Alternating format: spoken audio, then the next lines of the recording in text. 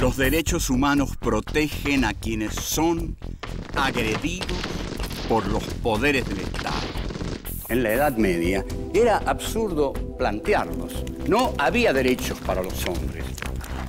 La figura del Cristo torturado justificó la tortura de Torquemada. Todo régimen autoritario reprime desde un absoluto. Primo Levi dice, existe Auschwitz, no existe Dios. Dios ignoraba la ESMA, las matanzas en Vietnam. En un mundo en el cual el silencio de Dios es agobiante, los seres humanos tenemos la obligación de tomar la palabra.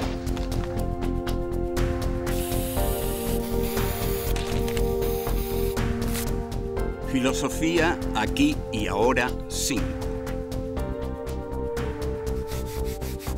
Filosofía y derechos humanos.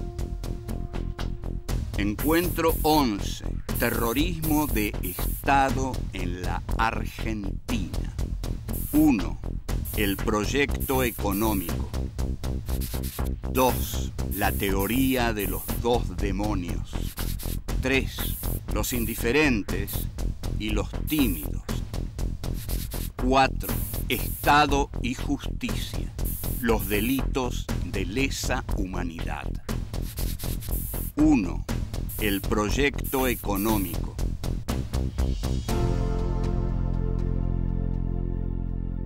Este es nuestro encuentro número 11 de Filosofía aquí y ahora. Y el tema del encuentro número 11 es terrorismo de Estado en la Argentina. No cambie el canal, usted quédese ahí, junte coraje y mire, porque aquí pasaron cosas muy terribles en este país, de las cuales muchos no se quieren enterar. De modo que aquellos que no se quieran enterar, tienen que enterarse, porque si en el momento no pudieron hacer nada, bueno, quizás no pudieron hacer nada, pero no poder hacer nada y no querer enterarse es ya ser un cómplice. ¿Me entienden? Un cómplice es muy feo. O sea, si uno no pudo hacer nada, por lo menos tiene el deber de saber bien lo que pasó. Y acá, honestamente, se lo vamos a contar bien. Terrorismo de Estado en la Argentina. El 24 de marzo del 76, fecha infausta en la historia argentina, el ejército, los militares, ejército, marina, aeronáutica, dieron un golpe de Estado que no fue solo un golpe militar. Todos sabían y todos decían que lo que venía nunca había ocurrido. Y nunca había ocurrido porque nunca se había llegado a un grado tan extremo de represión, de crueldad y a una medida como la instauración de campos de concentración en la Argentina que nunca habían existido bajo ninguna dictadura. Ahora bien, estamos acostumbrados y se está acostumbrado a creer que el golpe del 76 fue un golpe estrictamente castrense, militar, porque inmediatamente aparece la Junta, Videla en el medio, Agosti y Macera. Pero no, el golpe del 76 fue sostenido, requerido, exigido y pedido por grupos civiles, económicos, muy importantes, por el liberalismo argentino que quería la destrucción del Estado, la libertad del mercado, la libertad de los capitales, el capitalismo financiero y los préstamos del exterior que fueron los que formaron la impresionante deuda externa que ese gobierno dejó, aparte de la deuda interna que dejó en vidas humanas. El golpe militar fue facilitado por los errores de mucha gente, fundamentalmente el gobierno peronista y la guerrilla que se dedica a acciones tan temerarias y tan absurdas como el asalto a Monte Chingolo, donde mueren asesinados directamente muchísimos guerrilleros y donde Santucho cree que es la operación más grande después del Moncada, la de Fidel Castro. Pero lo cierto es que es la alfombra roja para el golpe. Y ahí Videla dice, hay 90 días para que el gobierno se rectifique y si no, vamos a dar el golpe. Ahora, el verdadero golpe tampoco es contra el peronismo, el verdadero golpe es contra el marxismo. Las Fuerzas Armadas Argentinas, formadas en la doctrina nacional, en la doctrina de seguridad nacional francesa, luchan contra el marxismo como parte fundamental de la Tercera Guerra Mundial. Ellos están librando la Tercera Guerra Mundial. La Guerra Fría fue la Tercera Guerra Mundial, pero las guerras calientes de la Guerra Fría se dieron en situaciones como la que se dio en nuestro país. Aquí se dio la guerra caliente de la Guerra Fría. Entonces, también el gobierno toma a la guerrilla como excusa. La guerrilla ya estaba derrotada, la guerrilla ya estaba desbandada, incluso Santucho, poco antes de morir, hace una autocrítica, Montoneros estaban en el desbande. Rodolfo Walsh hace una caracterización de lo que es el comienzo del año 76 y dice, grupos intelectuales y profesionales en desbande, o sea, en terror, como la mayoría de la población que tenía mucho miedo, mucho miedo. Bueno, el miedo es un elemento fundamental del golpe militar. Volvemos. 2. La teoría de los dos demonios.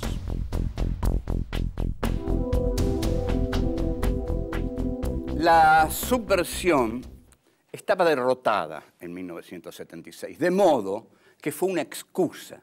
La lucha contra la guerrilla fue una excusa para imponer el plan económico y para liquidar a todos los sectores políticos del centro a la izquierda.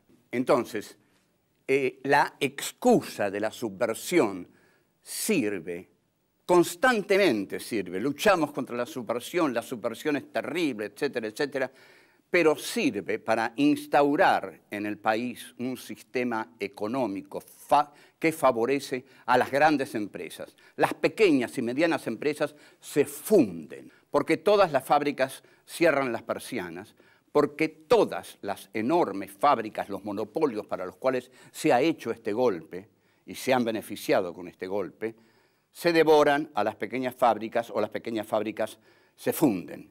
El golpe también se hace para robar, porque Guillermo Walter Klein no necesita préstamos, pero los bancos norteamericanos le ofrecen préstamos y los toma a cualquier tasa y así se va formando la deuda externa. Ahora, con ese dinero se equipan los militares, se lo quedan los economistas, se compran conciencias, es un dinero corrupto. Ese dinero corrupto forma la deuda externa argentina, que es ilegal, y que es el señor Domingo Cavallo el que la estatiza, el que la hace formar parte del Estado. Domingo Cavallo, ¿no? Economista de Menem y de la Rúa. Y ahora debe estar dando conferencias por el mundo a unos $30.000 la conferencia. Hay hombres que nacen así con estrella. Bueno, el golpe es terriblemente sanguinario y esto aterroriza a toda la población. Hay una teoría con la que empieza el nunca más. Una misma violencia agitó a la Argentina durante los años 70. Bueno, eso es un gran error que quizás el alfonsinismo concedió por ser demasiado temprano como para decir la verdad. No hubo dos violencias del mismo signo. La violencia estatal es privativa del Estado. y no puede ser comparada con ninguna otra violencia. La otra violencia puede ser la violencia de grupos civiles, pero no, los grupos civiles no pertenecen al Estado. El Estado además tiene la obligación de hacer un uso legal de la violencia ligada a la justicia. Pero esto no se hizo así, se hizo una violencia clandestina basada en la desaparición de los cuerpos. Dos palabras sobre la desaparición de los cuerpos. No hay dos demonios, por favor, escúchenme bien, se los pido por favor, no hay dos demonios, sobre todo porque cada militar que moría, los familiares tenían el cuerpo, lo podían velar, lo podían enterrar, la madre, el padre, el hijo, lo que fueran, podían ir al cementerio, podían llorar, podían rezar, sabían que había muerto, que no iba a volver más. En cambio, la madre, el padre de un desaparecido vive una angustia terrible porque no tiene el cuerpo, no tiene cómo velarlo, no tiene cómo enterrarlo, no tiene dónde tenerlo, no tiene dónde llorarlo, no puede abrazarlo en el cajón y sobre todo siempre está esperando que vuelva. Cada paso que oye a la noche cree que es su hijo que regrese. Esto aniquila por completo la teoría de los dos demonios, pero la aniquila por completo. Hay que pensarlo desde ahí. Unos tuvieron los cuerpos, otros no tuvieron los cuerpos. Se acabó. No hay dos demonios. Volvemos, quédese, tenga coraje, mire esto, usted tiene que verlo y seguimos. 3. Los indiferentes y los tímidos.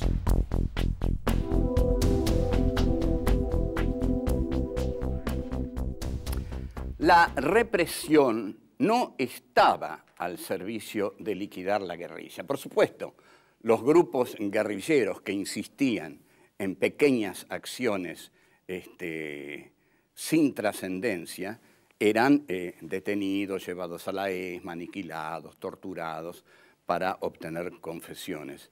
Pero la represión se hizo y el golpe se dio para imponer el plan neoliberal de José Alfredo Martínez de Hoz, que era presidente de Asindar, una empresa poderosa, renuncia a Asindar y se adueña del Ministerio de Economía. Martínez de Hoz, del largo linaje de los Martínez de Hoz, desde los poseedores de la tierra hasta Joe, con sus enormes orejas y su complicidad perversa con el régimen. Entonces, volvemos. Hay militares desbocados que dicen cualquier cosa, porque es tal, el grado de impunidad era absoluto, de aquí el terror. Saint-Jean, una vez en un discurso, para acentuar bien el miedo en todos, dijo: nosotros, los militares, primero vamos a matar a los subversivos, después a los cómplices, después a los familiares, después a los amigos, después a los indiferentes y por último a los tímidos. A los tímidos. Usted imagínese que está viviendo en una sociedad donde el gobernador de la provincia de Buenos Aires, un militar duro, que no le importa matar a quien sea, dice que se propone matar hasta los tímidos. Y usted no solo es tímido, quiere ser indiferente, quiere pasar inadvertido. No. Pero el general Saint-Jean dice que a los que quieren pasar inadvertidos también los van a matar. Y eso lo dice otro personaje tan siniestro como el general Saint-Jean, que ahora está preso, que fue el primer civil que fue preso por convivencia, por apoyar, por ideologizar al golpe del 24 de marzo. Es el doctor Jaime Smart, que en el diario La Nación del 12 de diciembre de 1976, muy anunciado con grandes letras en la tapa, el título del artículo decía desenmascarar a quienes armaron la subversión. A ver, pensemos, ¿quiénes creen ustedes que habrán armado la subversión? Quizás las armas que venían de la Unión Soviética, quizás las que venían de China, de Cuba. No. ¿Saben quiénes armaron a la subversión? Los profesores de todos los niveles de la enseñanza. ¿Por qué? Se equivocan cuando limitan la subversión solamente a aquellos que caen abatidos por las Fuerzas Armadas. No puede decir otra cosa. La muerte la tiene tan en la cabeza que en lugar de decir a aquellos que caen, aquellos que son detenidos por subversivos. No, dice aquellos que son abatidos por las Fuerzas Armadas, aquellos que son muertos, por supuesto. Entonces dice, el gobierno de la provincia de Buenos Aires sabe que el origen de la subversión es ideológico. Y aquí es donde empiezan a pagar la cuestión los profesionales, los maestros, los profesores, los académicos. Entonces, con cinismo total, el doctor Smart dice, ahora esos que armaron la subversión quieren pasar desapercibidos, como diciendo, los vamos a agarrar, no van a pasar desapercibidos, señores profesores. Y en efecto, en Bahía Blanca se hace una caza de brujas impresionante, comandada por el general Agdel Vilas y el diario La Nueva Provincia, que colabora con la Armada en una caza de brujas que costó la vida de muchos profesores que no habían hecho otra cosa que poner en sus bibliografías un libro de Paulo Freire o de Marx. Solo eso. Por eso los fusilaron. Seguimos. 4. Estado y justicia. Los delitos de lesa humanidad. Todo esto se pudo haber hecho de otra forma, sin campos de concentración, sin torturas, sin hacer desaparecer a la gente, sin tirar a seres humanos vivos desde los aviones al Río de la Plata. Se pudo haber hecho con la justicia, como se hizo en Italia con las Brigadas Rojas. Pero en el film de Marie-Monique Rubin, Escuadrones de la Muerte, aparece el general Díaz Besone, un convencido de la tortura y de la muerte, y dice, pero imagínese, le dice, cómo nosotros íbamos a fusilar públicamente a 8.000 personas, porque fueron 8.000 nada más, dice, ¿no? De todos modos, ustedes saben que las cifras no importan. Las madres dicen 30.000, yo le creo a las madres. Pero digamos 20.000, 10.000, 15.000, ¿qué quieren? ¿Que negociemos las cifras? Pongamos un muerto acá. ¿Y? Es más fuerte que cualquier estadística. Un muerto acá, usted lo mira, yo lo miro, y es más fuerte que le digan a usted 30.000, 20.000, 6 millones, 4.800.000. Porque, como dice Todorov, un muerto es una desgracia, 20.000 muertos es una estadística, lo cual es muy distinto. Entonces, no se aplicaron los derechos humanos. El Estado tiene el derecho, la necesidad, el imperativo de aplicar la justicia. Para eso es el Estado. El Estado no puede ser una banda, si no, no es un Estado, es una banda. Entonces tiene que aplicar la justicia, pero dejaron de lado la justicia para convertirse en una banda clandestina y actuar por medio de los grupos de tareas. Bien, todo esto se hizo para lograr otro país, para terminar en última instancia definitivamente con el populismo estatal peronista, para terminar con el populismo estatal peronista e inaugurar una economía neoliberal de mercado aliada a los Estados Unidos y una economía que fuera alimentada por los créditos del exterior y que el Estado fuera cómplice de esta tarea económica. Rogelio García Lupo, que es un brillante periodista argentino, publicó en el diario Clarín en el año 2001 el complot del doctor Perrió, la conspiración civil. Jaime Perrió, recuerda este nombre, Jaime Perrió fue un aventurero, pero además fue un hombre de mucho dinero y asesoró a los militares en cuestiones económicas. Perrió fue el puente entre militares y civiles. Era un civil rodeado de civiles y que tenía claramente una ideología de colaboración con el plan de las Fuerzas Armadas. Y muchos otros civiles colaboraron con el golpe. ¿Dónde están hoy? Holanda, cuando la chica esta Sorreguieta se quiere casar y ser princesa, investigan profundamente al padre y no le permiten asistir al casamiento de su hija porque fue ministro de Agricultura de la dictadura asesina argentina. Entonces Holanda, que no iba a recibir la copa en el Mundial del 78 si lo ganaba, impide, dice no, el señor Sorreguieta no, la chica que se case, pero el señor Sorreguieta a Holanda no entra porque fue cómplice de un gobierno de asesinos. Ahora bien, son juzgados por delitos de lesa humanidad. Y vamos a aclarar bien qué es un delito de lesa humanidad. El Estado no puede cometer crímenes arbitrarios.